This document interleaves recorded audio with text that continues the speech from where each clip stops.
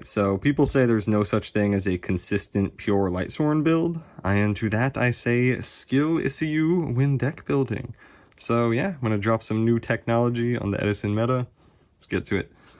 First off, obviously, 1 Lumina, 1 Aaron, 1 Jane, and 1 Graganith. So these two, I think, are some of the worst Lightsworns. They're basically just there to be names.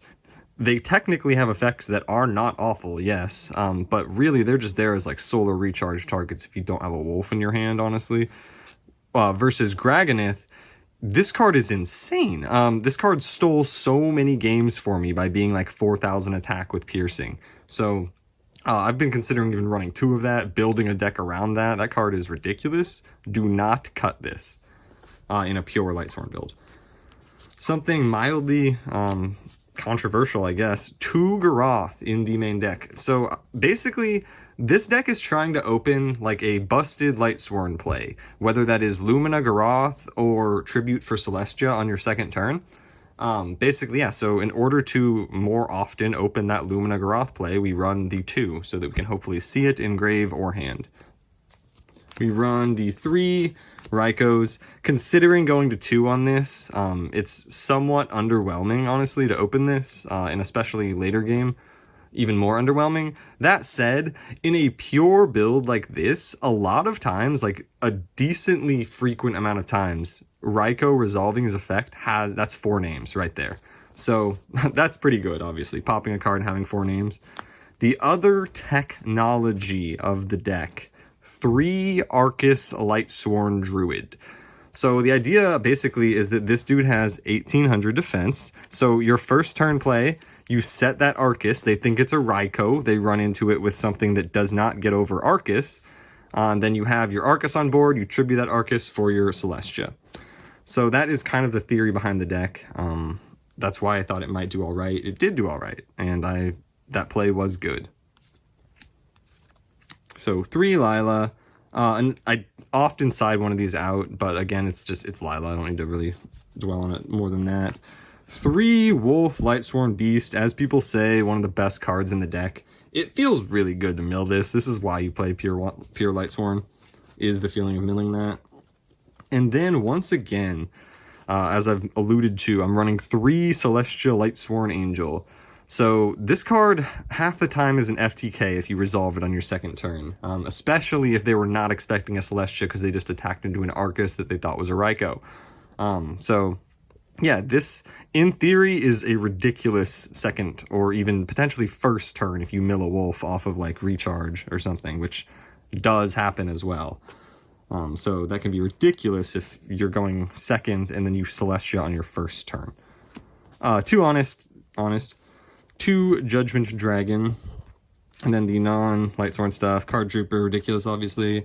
Trag put in work for me. My opponent, who was honestly better than me at the game and the format, forgot Trag existed, and I basically won off of it, so that was cool.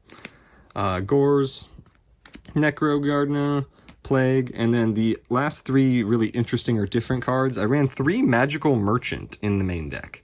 So obviously this is like a build around card. You have to craft your deck around the fact that you're running Magical Merchant. And I think I hit a pretty good ratio of like the cards that I run for this to grab are powerful. So you will like get a power card if you resolve this effect, basically. In addition to the mills, obviously. So the spells, we run 1 charge, obviously. 1 heavy because it's too good not to run. 2 Pot of Avarice. This is kind of the least good mill off of Merchant sometimes. Like if you end up not milling that many monsters and you hit the Avarice, it's the least good. But that said, the card straight up is a +1, so I feel like that kept me in the game sometimes. Not sure what to do with the Avarice versus Monster Reincarnation, which I do not run, situation. Basically, part of me is like, I could just change these to Monster Reincarnations, play the build again, and it would be perfect. But part of me is wondering how much those pluses did help me, that I'm not really thinking about, but whatever. Avarice versus Monster Reincarnation, I think a combination of 2 copies of either of those 2 cards are the right like thing in these slots, basically. And then 3 Solar Recharge as the last spells. resolving a merchant and grabbing a recharge feels somewhat underwhelming, but honestly, when like the whole deck is Lightsworns, it's not, it's pretty good actually. It still gets you that ramp that you're looking for, basically. Alright, on to the extra deck. So this isn't, I guess I don't even have the full extra deck. I pulled out the extra deck to put into one of my other decks, but here's a few of the cards that not every deck runs, at least. I mean, Armory Arm everyone pretty much runs. But yeah, Ancient Fairy, obviously it's a light, so you can Honest with it, so it's worth running to some extent. Tempest Magician, I sided out the Lila, and I needed the third Lila, basically, in order to make a Tempest Magician for game, so I was not able to do so. But yeah, basically definitely run that, obviously. And then Mistworm. Lightsworn's a deck that can definitely make a 9-star. Alright, on to the side deck, which is probably way more interesting in a Magical Merchant deck than a lot of decks, honestly. So, because of not wanting to run back row with Magical Merchant, we have DD Crow, the monster spell card, basically, the hand trap, you know, of the format. 2 Consecrated Light, because if it works against something, it's pretty crippling. 2 Cyber Dragon, good against everything, plus it's a light, plus it's a monster. So this is like additional MSTs against a lot of cards. Yeah.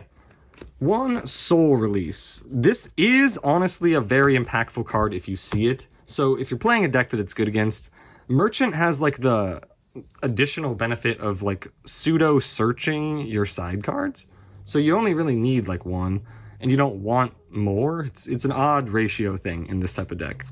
1 Return, just in case, or I mean 1 Burial, just in case I saw something that I thought I needed that for. And again, you can basically search the Burial, which is pretty good. 1 Random Nobleman of Extermination, 1 System Down. Again, under the logic that I can basically search the card, and this is good against GBs, you try to hit the Chariot. You can basically search this, so if I saw Machina's, hopefully I see the System Down. I did run the 1 Trap Dust Shoot in the side deck. I didn't want this in the main for obvious like merchant reasons, but it's ridiculous if you resolve it. 2 Royal Decree. So I'm also debating cutting down the merchants to 1 merchant and then just putting Royal Decree in the main deck. I think that could also be fun to explore. And then Iron Wall, because as I say in like every video, this card, if you can run it, it's one of the greatest side cards in the format.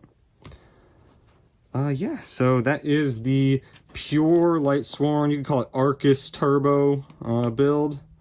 You know, got our Celestias and our Arcuses, you know? So yeah, Celestia and Arcus OP. Go forth and sack your locals for like a week until people realize this is a thing and start playing around it. And I guess, yeah, to acknowledge the placing or whatever, we actually had a decently large local this time. It was like 14 people, so I actually had to beat some people to top 8 on this one. You don't get prizes or anything, but looks good in the title. So thank you for watching, and peace.